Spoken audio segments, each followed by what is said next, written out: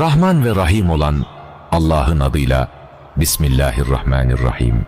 Ey kalpleri evirip çeviren, ey dilediğine yolları açan, ey gizli duaları bilen, ey gönülleri ferahlatan Allah'ım, sen ki ol dersin ve oluverir. İşte şimdi Fettah isminle sana yalvarıyorum. Ey kapıları açan Rabbim, açılmadık kapı bırakma. Fettah ismin hürmetine her müşkülümüzü sen kolaylaştır. Kalbimizin kilitlerini aç. İçimize huzur ver, gönlümüze ferahlık ver. Darlıktan bizi kurtar Allah'ım, geçim sıkıntısından, karanlık düşüncelerden, çaresizliklerden. Senin rahmetin sonsuzdur, bizi o rahmetle kuşat. İlmin kapılarını bize aç